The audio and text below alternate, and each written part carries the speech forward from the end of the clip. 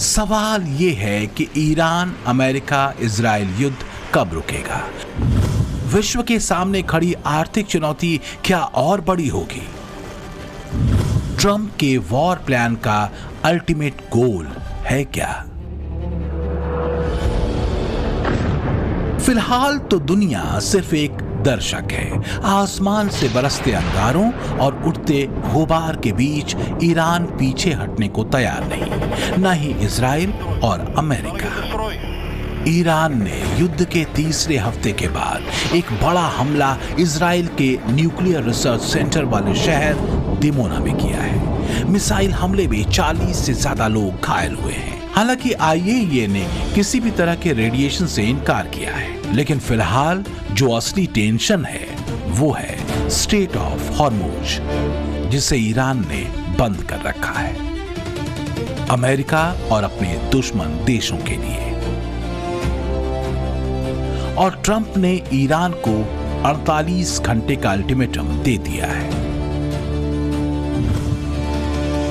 Trump ने truth पर लिखा कि अगर ईरान अगले 48 घंटों के भीतर बिना किसी धमकी के हॉर्मुज स्ट्रेट को पूरी तरह से नहीं खोलता है तो संयुक्त राज्य अमेरिका उनके विभिन्न बिजली संयंत्रों पर हमला करके उन्हें नष्ट कर देगा, जिसकी शुरुआत सबसे बड़े संयंत्र से होगी। इस मामले पर ध्यान देने के लिए धन्यवाद।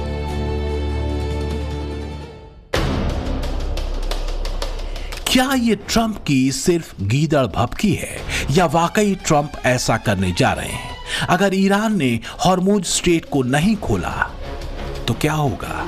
लेकिन ऐसा करना ईरान के लिए दुनिया पर बनाए गए प्रेशर को कमजोर करने जैसा होगा, और इसके बाद एक तरह से ईरान को अमेरिका और इजराइल के और घातक हमलों के लिए खोल देना होगा। क्योंकि हॉर्मुज स्ट्रेट को ईरान अब तक एक शील्ड की तरह इस्तेमाल कर रहा है। हॉर्मुज स्ट्रेट को बंद कर ईरान की कोशिश अमेरिका और इजराइल पर वैश्विक दबाव बनाने की है।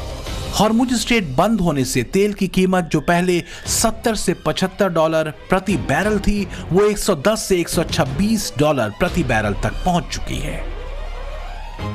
एक्सपर्ट कह रहे हैं कि अगर हॉर्मुज स्ट्रेट लंबे समय के लिए बंद हुआ तो दुनिया ग्रेट डिप्रेशन में फंस सकती है।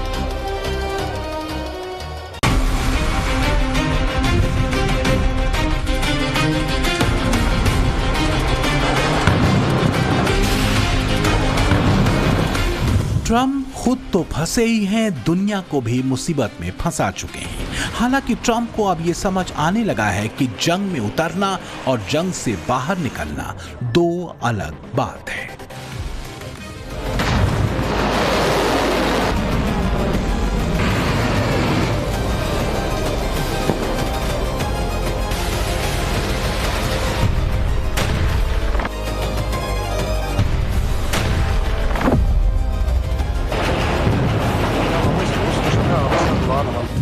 भारत के भीतर बैठकर जो लोग सस्ते और हल्की टिप्पणियां ऑपरेशन सिंदूर को लेकर करते रहे, ये तस्वीर उनके लिए भी है।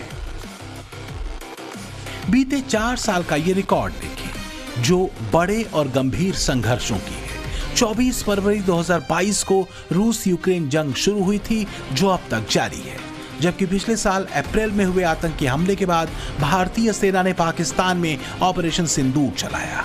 पाकिस्तानी सेना को जमकर पीटा और फिर पाकिस्तान के गिड़गिड़ाने पर सीज फायर भी हुआ और भारत युद्ध से बाहर निकल गया। जबकि ईरान इजराइल अमेरिका युद्ध 28 फरवरी को शुरू हुआ था और अभी तक जारी है, और आगे ये कब खत्म होगा नहीं मालूम।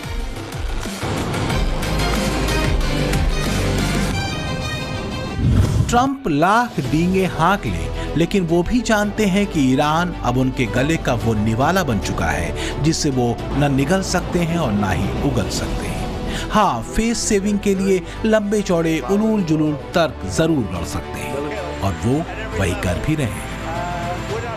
We're asking for a lot of reasons beyond even what we're talking about in Iran. This is a very volatile world, and the military equipment, the power of some of this weaponry is unthinkable. You don't even want to know about it. Oh, you could end this thing in 2 seconds if you wanted to, but we are being very judicious.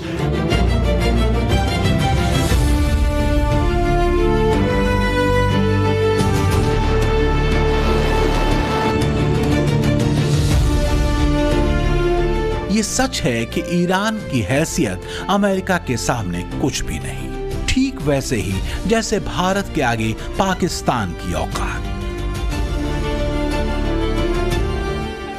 लेकिन America Iran के trap में फंस चुका है। Iran छोटे छोटे हमले करके और युद्ध लंबा खींचकर अमेरिका को आर्थिक और सैन्य दोनों नुकसान पहुंचाने की रणनीति पर काम कर रहा है।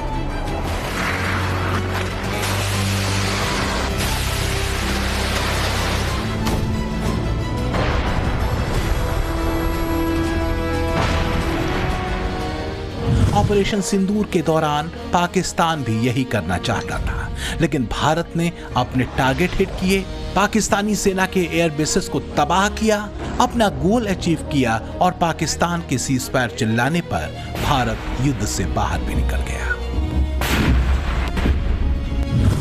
लेकिन ईरान की रणनीति ने ट्रंप को मकड़जाल में फंसा लिया है।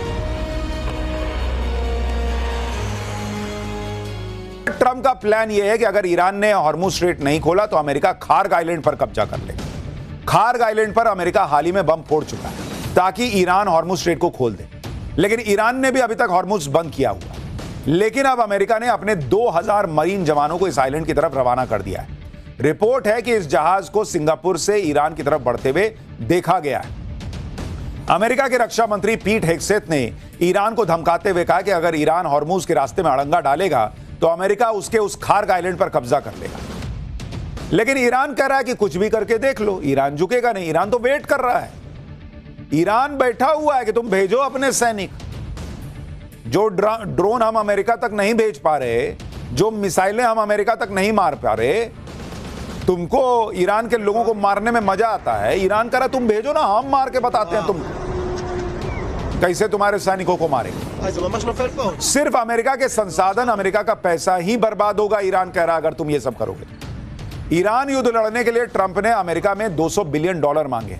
इस पर भी ईरान के विदेश मंत्री ने कह दिया कि ये युद्ध ईरान के लोगों और अमेरिका के लोगों पर थोपा गया। युद्ध को अभी सिर्फ 3 हफ्ते हुए हैं और ये $200 बिलियन मांगने लगे। अमेरिका के आम नागरिक इसके लिए नेतन्याहू और अमेरिका में नेतन्याहू के लोगों को थैंक यू कह सकते हैं कि लाखों crore dollar Israel first tax के तौर पर लगने वाले हैं, जो अमेरिका की अर्थव्यवस्था को ही बर्बाद करके रख देगा। यानी ईरान जो है वो अमेरिका की पब्लिक को पिन मार रहा है कि देख भाई, मेक अमेरिका ग्रेट अगेन बनाने आए थे ये भाई साहब, ये इजराइल के इशारों पे नाच रहे हैं, उसके लिए काम कर रहे हैं। तुम टैक्स भर रहे हो, इजराइल का काम हो रहा है। मार दिया पिन। वहां पब्लिक जो है वो कर, हाँ यार ये तो सही कर रहा है। देखिए बात सही भी है, जितना पैसा अमेरिका ने करीब 3 साल के यूक्रेन युद्ध में खर्च नहीं किया, उससे कहीं ज्यादा रकम वो 3 हफ्ते में ईरान के खिलाफ लगाने वाला है। आप देखिए कि यूक्रेन युद्ध पर अगर आप देखेंगे अमेरिका का खर्च कितना रहा है, अमेरिका का खर्च अगर आप देखने बैठेंगे कि वो कितना युद्ध पे खर्च किया, तो जो यूक्रेन युद्ध है, यूक्रेन वॉर, उसमें अगर आप देखेंगे 2022 से 2025 की बात कर रहा हूं, उसमें अमेरिका ने कितना खर्चा किया? 16 लाख करोड़ रुपए 3 साल में बॉस, 16 लाख करोड़ रुपए। और ईरान युद्ध में, ईरान वॉर में अमेरिका कितना खर्च कर रहा है? 9,000 करोड़ सीआर पर डे खर्च कर रहा है बॉस, पर डे। और 20 दिन में इसका मतलब यह है ऑलमोस्ट 2 लाख करोड़ रुपए वो खर्च कर चुका है, 2 लाख करोड़ रुपए 20 दिन में। और बजट मांग रहा है कि 18 लाख करोड़ रुपया और दो। तो आप देखिए कि 2 लाख करोड़ इधर और 18 लाख करोड़ का बजट मांग रहा है, तो 20 लाख करोड़ हो गया। तो जितना 3 साल में खर्च नहीं किया यूक्रेन युद्ध में, उससे ज्यादा तो ईरान में खर्चा कर देगा। तो ईरान कह रहा कि मारो, हमको क्या है, हम थोड़े कहते हैं कि हम दुनिया के सबसे बड़े देश हैं, हम दुनिया के सबसे ताकतवर देश हैं, हम पूरी दुनिया को चला रहे हैं। डुबाओ, फाड़ो पैसा, अपना डॉलर फाड़ फाड़ के फेंकते जाओ, जलाते जाओ। हमको क्या, हमको तो मार नहीं बैठे हो ना, हम तो मर ही रहे हैं। तुम्हारी इकोनॉमी मार के मर जाएंगे, ईरान कह रहा है।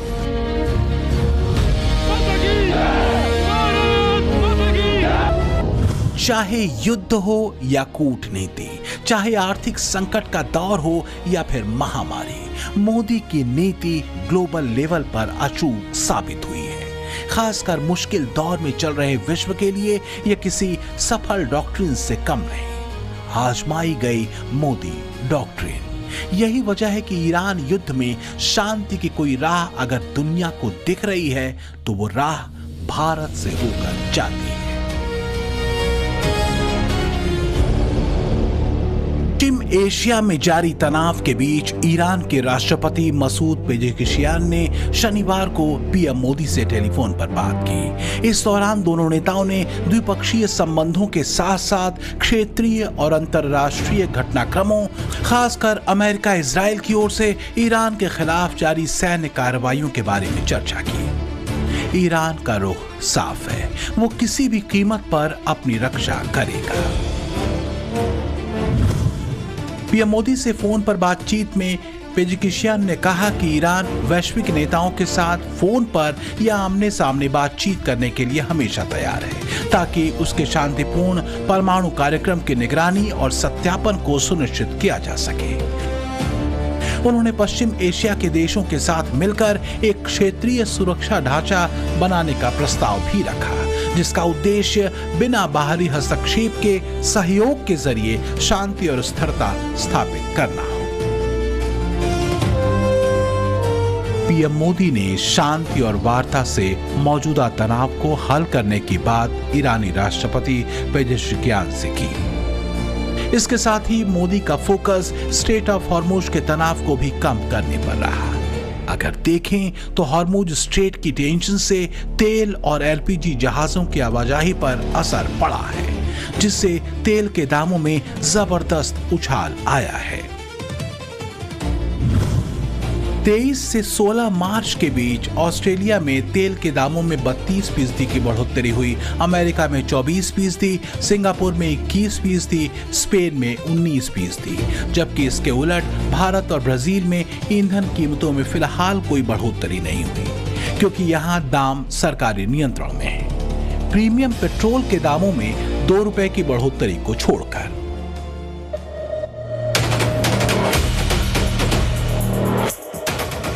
ट्रंप जानते हैं कि ईरान का तेल रुका तो इससे आने वाली आर्थिक सुनामी की जद में अमेरिका भी आएगा, सिर्फ साउथ एशिया या यूरोप नहीं। यही वजह है कि ट्रंप ने ईरानी तेल पर लगे अमेरिकी प्रतिबंध को भी हटा दिया, ताकि दुनिया ईरान के तेल को खरीदे और तेल की कीमतें स्थिर रहें। वैश्विक मंदी का दौर न आए, क्योंकि तेल संकट कई सेक्टर्स में तबाही लाएगा।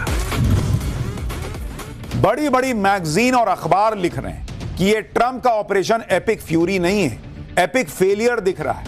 दुनिया की बड़ी मैगजीन इकोनॉमिस्ट ने अपने कवर पेज पर ट्रंप की आंखें बंद किए हुए फोटो दिखाते हुए लिखा कि ऑपरेशन ब्लाइंड फ्यूरी। इसको दिख ही नहीं रहा है कर क्या रहा है ये आदमी। ये सब बातें इसलिए हो रही हैं क्योंकि ट्रंप क्या कह रहे हैं, ट्रंप क्या कर रहे हैं, ये किसी को समझ में नहीं आ रहा और उनको भी नहीं आ रहा है। ट्रंप जिस रूस के तेल से सबसे ज्यादा नफरत करते थे, उस तेल पर दुनिया से कह दिया कि जाओ जाके खरीद लो। ईरान के जिस तेल पर अमेरिका ने सैंक्शन लगा रखा था, अब अमेरिका उसके बारे में क्या कह रहा है सुनिएगा, आपका दिमाग हिल जाएगा। कह रहा है कि उस पे से भी सैंक्शन हटा देंगे, जो समुद्र में ईरान का तेल खड़ा है, जहाज में पड़ा है, कह रहा है उस पे से भी सैंक्शन हटा देंगे, वो भी ले लो। क्या हालत हो गई तुम्हारी अमेरिका, क्या हालत हो गई सोचिए। रूस को मारने चले थे, रूस को मार नहीं पाए। रूस यूक्रेन युद्ध रुकवाने चले थे, वो रोक नहीं पाए। चाइना को डैमेज करने चले थे, वहां जिनपिंग हंस रहा है क्या किया ये आदमी। और यहां ईरान से लड़ रहे हो और दुनिया से कह रहे हो कि ईरान का तेल भी खरीद लो भाई। ऐसा तो उसी एक जानवर के साथ होता है जो अपना पूंछ पकड़ने के लिए गोल गोल घूमता, पकड़ नहीं पाता। वही अमेरिका का हाल हो गया। अगर ट्रंप ऐसे ही युद्ध बिना मतलब के खींचते रहे तो फिर दुनिया में हाहाकार मच जाएगा, क्योंकि बात सिर्फ तेल और गैस की नहीं है। अगर आप ओवरऑल दुनिया के हालात देखेंगे तो खाड़ी देशों से आने वाले फर्टिलाइजर की कमी की वजह से फूड क्राइसिस को खतरा है। 4.5 करोड़ लोगों के भूखमरी की चपेट में आने का खतरा है। कई एक्सपर्ट यह दावा कर रहे हैं कि अगर युद्ध 10 दिन और चल गया ना तो ग्लोबल रिसेशन आने का डर है, मंदी आ जाएगी दुनिया में। जब यह युद्ध शुरू हुआ तब से ग्लोबल स्टॉक 4.5% गिर चुके हैं।